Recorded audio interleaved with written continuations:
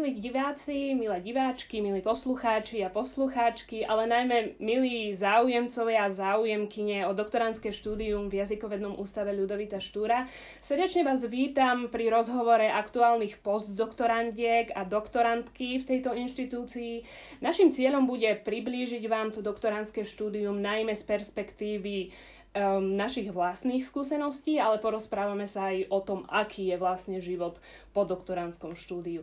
Ja sa volám Natália Kolenčíková, patrím do oddelenia súčasnej lexikológie a lexikografie a participujem na príprave slovníka súčasného slovenského jazyka. A na toto miesto som nastúpila v septembri v roku 2018 po úspešnej obhajobe dizertačnej práce, ktorú som uskutočnila na Filozofickej fakulte Univerzity Mateja Bela v Banskej Bystrici.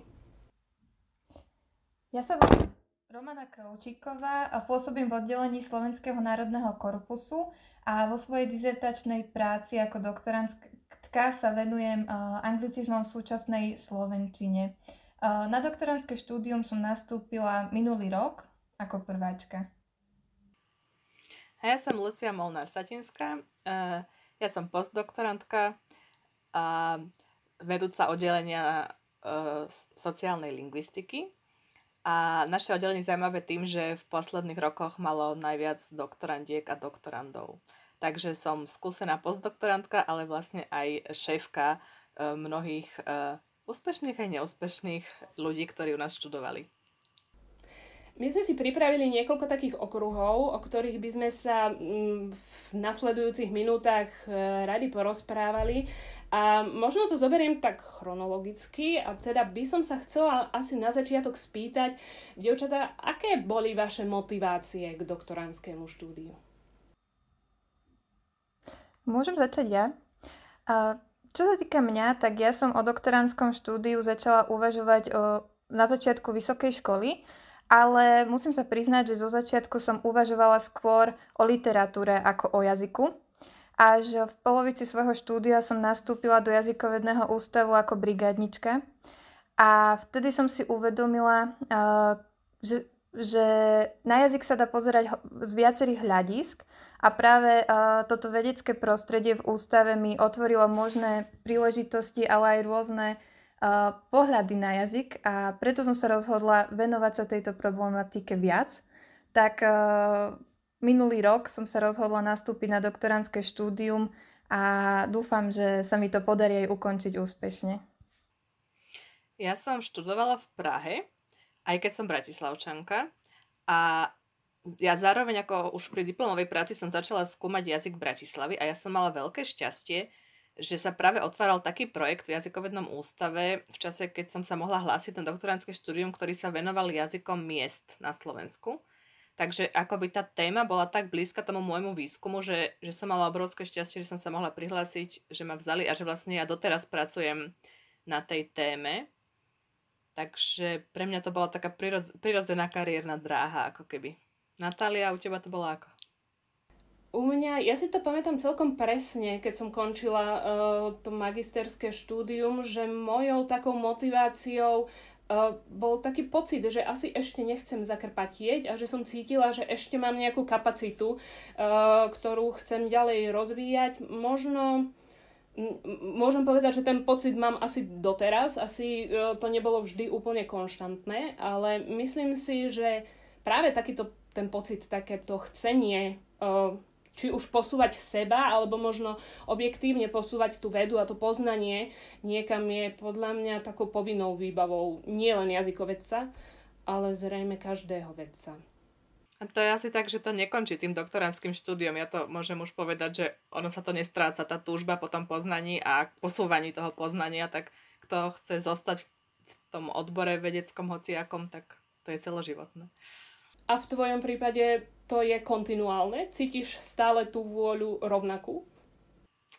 Tam sa pridávajú tie iné životné veci ako deti a rodina a podobne a potom má človek na tú vedu oveľa menej času a je tam viac potom administratívnych úloh a tak. Takže tá túžba je kontinuálna, ale toho času je menej. To je super na doktorandskom štúdiu, ináč to môžem povedať, že vtedy má človek najviac času na to, aby sa venoval ako keby tomuto. Že dostane podľa mňa celkom slušné štipendium ako plat, má super zázemie pracovné a môže sa rozvíjať, môže chodiť na všetky, no teraz nemôže chodiť na pracovné cesty, ale keď nie je pandémia, tak môže chodiť na pracovné cesty, stáže, pobyty, čiže myslím si, že to je veľmi dobré obdobie v živote vlastne, to doktorandské štúdium. Presne tak, celý ten čas, ktorý máš, môžeš venovať vyslovene tej tvojej téme, ktorú rozpracúvaš. Romana, ako je to u teba? Cítiš to tak nejako podobne? Ja s vami súhlasím a myslím si, že u mňa tá chuť je stále, zatiaľ konštantne. Som veľmi rada, že sa tomu môžem venovať a je pravda, že to doktorandské štúdium je práca a je to iná práca ako má niekto iný a práve to je na tom super, že môžeme neobmedzene spoznávať nové veci a vždy hľadať, čo je za tým. Tak za to som veľmi vďačná, že to môžem robiť. Dobre, čo sa týka takej tej štruktúry doktorandského štúdia, ja myslím, že tomu by sme nemuseli venovať nejakú zásadnú pozornosť, pretože to bude asi odprezentované na nejakých iných miestach. Napriek tomu by som sa chcela spýtať, pretože to doktorandské štúdium sa skladá jednak zo študijnej časti, z pedagogickej časti a z vedeckej časti. Romana, prosím ťa, ty si začala študovať vo veľmi takom zvláštnom období. Môžeš nám trošku povedať, ako sa s tým vysporadúvaš?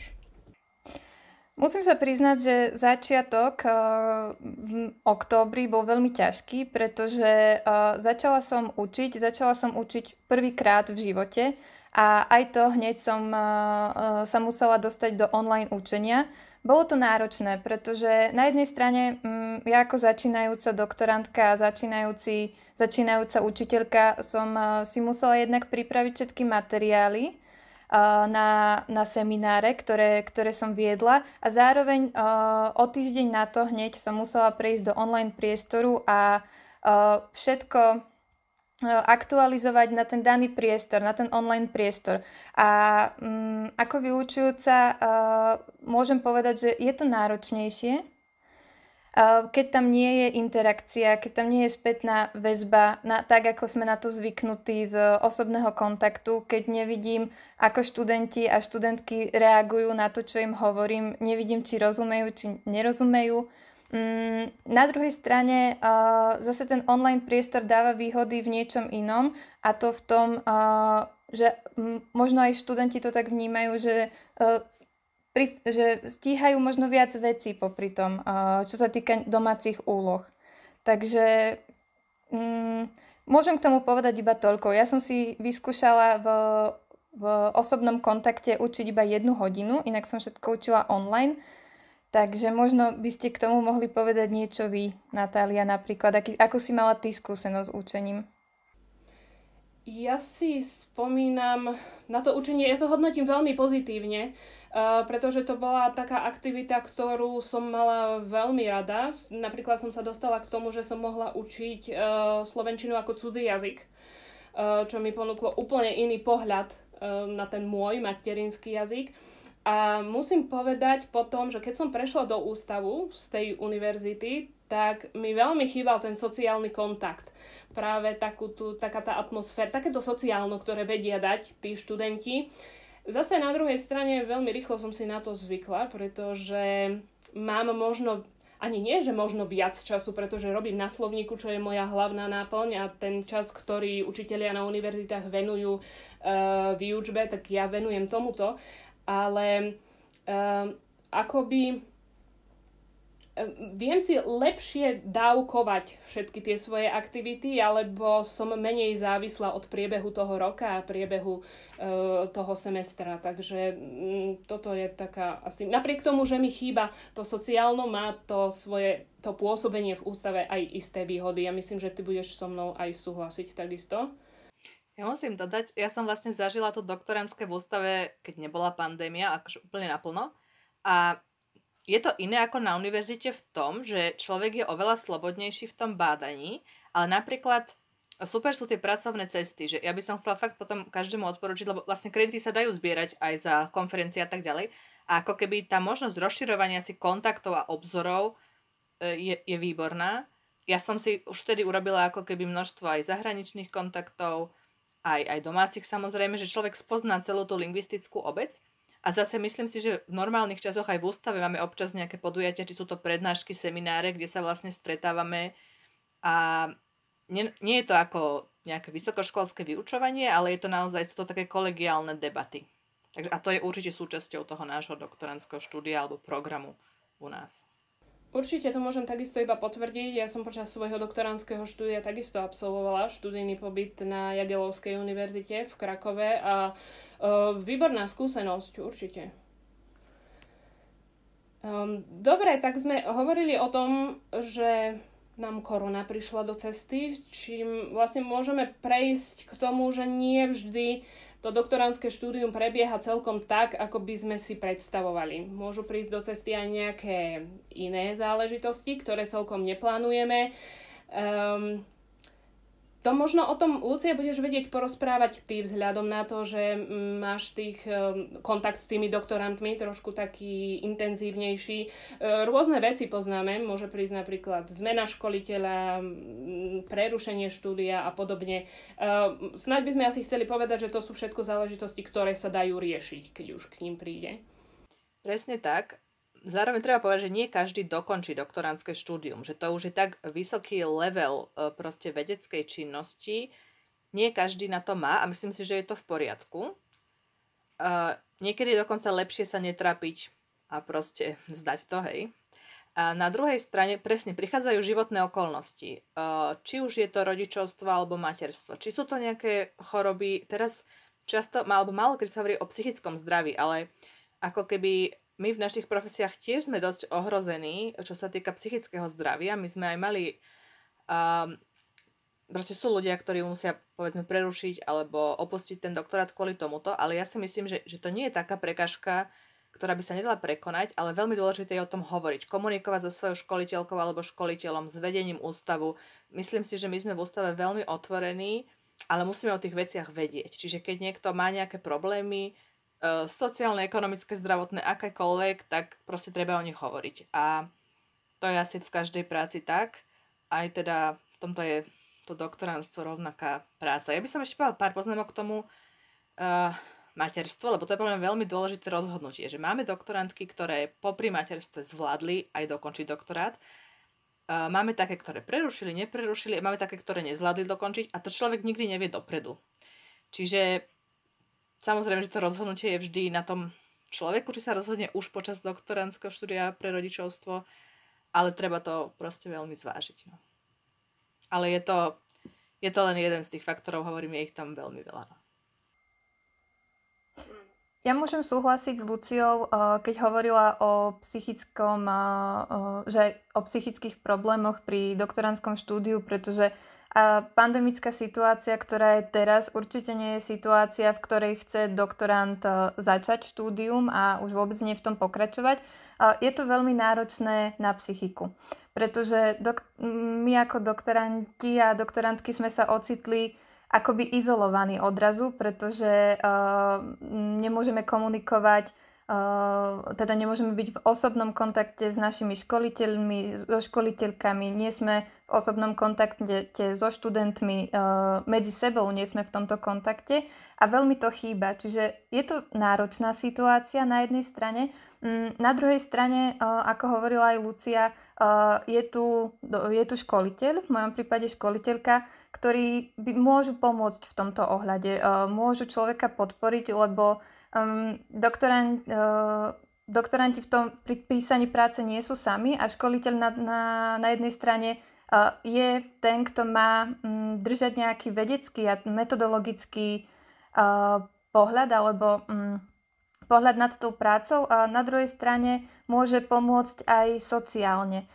Môže pochopiť toho doktoranta a vie mu aj pomôcť. A myslím si, že určite je dobre počuť také podporné slova práve od školiteľa alebo od školiteľky, ktorý v tom prostredí je dlhšie, je skúsený a vie, ako to chodí. Lebo určite si tým prešiel aj on. Lucia, ty si mala aký vzťah so svojím školiteľom? Alebo ako si vnímala tú rolu školiteľa počas tvojho doktorandského štúdia? Toto je veľmi individuálne, si myslím, že každý to môže mať inak. Mne dával môj školiteľ takú obrovskú slobodu a zároveň, môžeme povedať, že to bol profesor Ondrejovič, dával mi obrovskú slobodu a zároveň mi dával tie kontakty, že dával mi dobré tipy nielen na literatúru, ale aj na ľudí, ktorých možno konzultovať, dával mi tipy na konferencie, možno na pracoviská.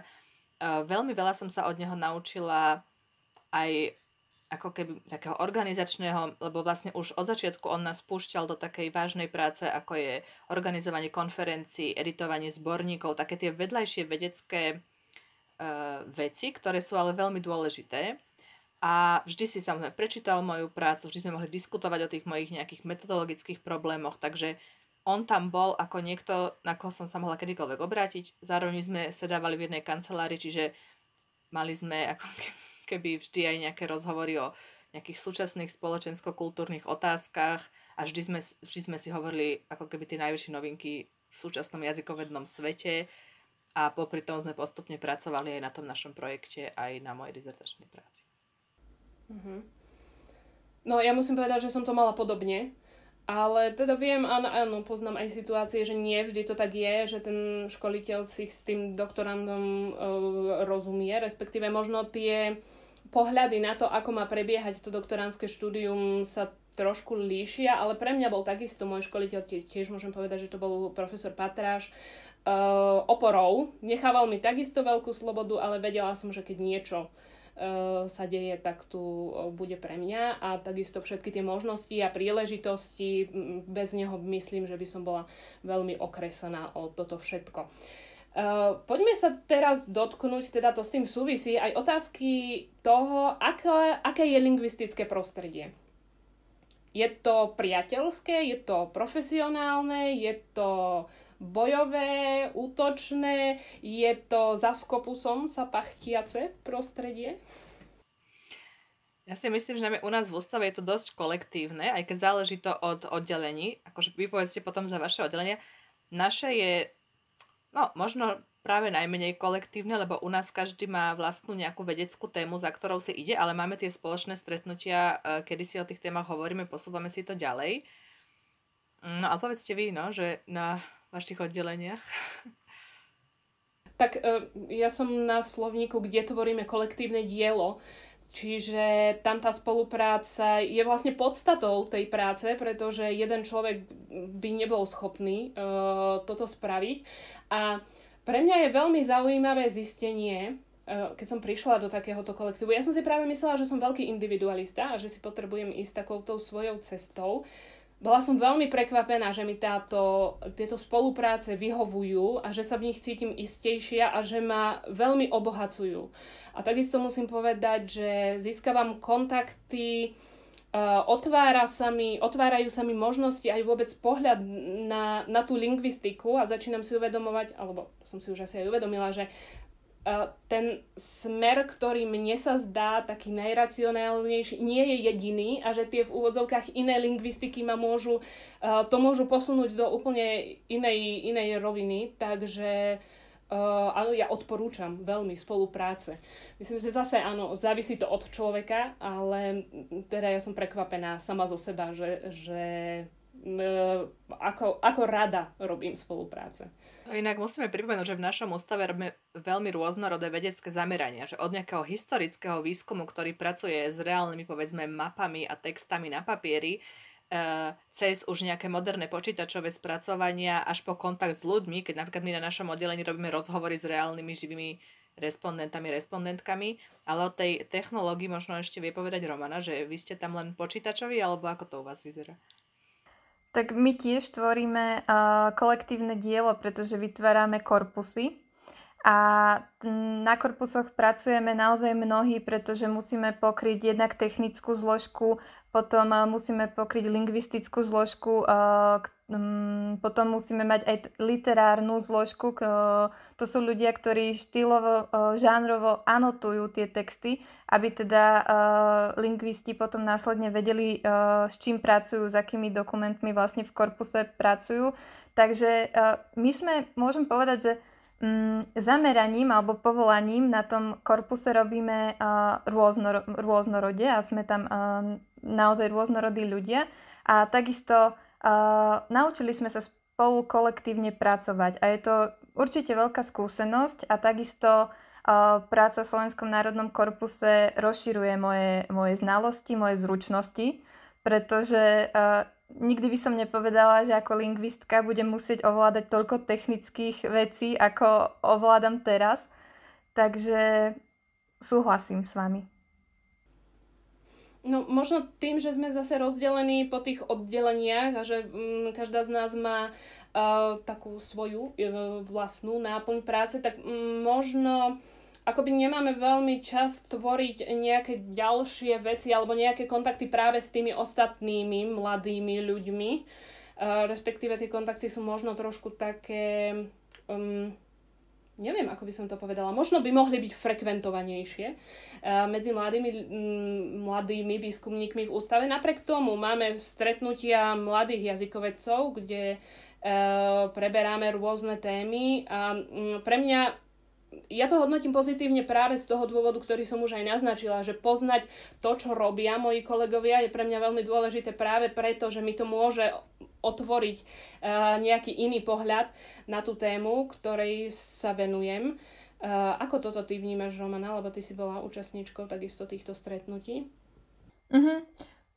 Môžem povedať, že naše stretnutia mladých jazykovedcov mi pomohli aj k tomu, aby som sa dala na doktorandské štúdium, pretože ja som doštudovala, nastúpila som do jazykovedného ústavu, kde som rok pracovala ako odborná pracovníčka, až následne som išla na doktorandské štúdium. A práve počas toho roku, keď som pracovala v ústave, som sa stretávala s mojimi mladšími, alebo teda mojimi rovesníkmi a preberali sme presne tak, ako hovoríš, jazyk z rôznych hľadisk. Vymieniali sme si tam rôzne metodologické názory a preberali sme metodologické problémy a určite aj to ma motivovalo k tomu, aby som pokračovala v štúdiu a vnímam to ako veľmi pozitívnu skúsenosť. A musím povedať, že na týchto stretnutiach mladých jazykovedcov sme sa nezúčastňovali len my, ktorí sme v tom jazykovednom ústave zamestnaní, ale aj zúčastňovali sa týchto stretnutí aj naše stážistky. O tom sme sa tu ešte nerozprávali, ale teda v jazykovednom ústave je možnosť aj stážovať niekoľko hodín, kde si záujemcovia môžu vyskúšať prácu na jednotlivých oddeleniach alebo vybrať si oddelenie, kde chcú pôsobiť alebo do ktorého chcú nazrieť. Čiže určite aj to nás obohatilo. Ale ja by som ešte veľmi rada spomenula, že nie len tá situácia doktorandov je taká podporovaná, ale aj asi situácia postdoktorandov. A na mysli mám konkrétne podporný fond Štefana Švarca, ktorý si myslím, že Lucia, ty takisto poberala, aj ja aktuálne ho poberám. Môžeš priblížiť, čo to je, alebo to spravím ja? Ja už som vlastne práve v tomto roku to skončila. Vlastne tiež je to také štipendium na podporu tej zamestnanosti u nás a na podporu vlastne individuálneho výskumu. Povedz prípadne ty, aké máš aktuálne skúsenosti k tomu. No, v podstate asi treba povedať, že to je taký inštitút, ktorý ponúka alebo zabezpečuje práve predsedníctvo Slovenskej akadémie vied a v podstate ide o to, že ten jednotlivý postdoktorant si vypracuje projekt, ktorý trvá 2, myslím, že potom v prípade predĺženia môže trvať aj 3 roky. A podstata spočíva v tom, že predsedníctvo hradí mzdové náklady toho doktoranda ústavu, pričom aj ten samotný postdoktorant, nie doktorant, dostáva nejaké osobné ohodnotenie. Čiže je tam výborná finančná situácia pre toho postdoktoranda, aj pre ústav. A takisto ale opäť má ten postdoktorant možnosť pracovať na nejakom takom povedzme, že dlhodobejšom projekte. No, keď hovoríš o tom výbornom finančnom ohodnotení, tak asi aby si ľudia nemysleli, že stále sú to akademické platy, hej, tak nie je to komerčná sféra, ale to už je taká iná otázka. Áno, ale tak stále je to čiastka, ktorá dokáže pomôcť tomu, respektíve vyrovnať tú situáciu, ktorú má končiaci doktorant a začínajúci postdoktorant v tejto našej akademickej sfére.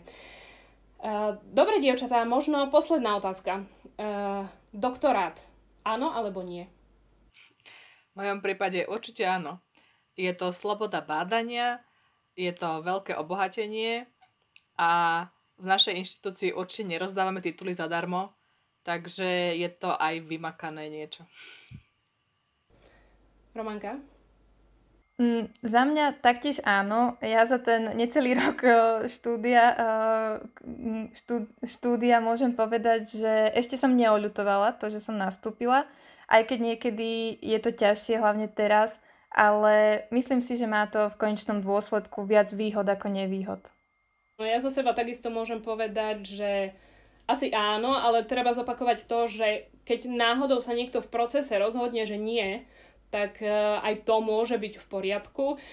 Mne ten doktorát, mala som pocit, že mi trošku berie čas, že som naozaj sa veľmi orientovala iba na tú jednu tému a možno, nechcem povedať, že na získanie toho titulu, ale skôr na dokončenie toho doktorandského štúdia.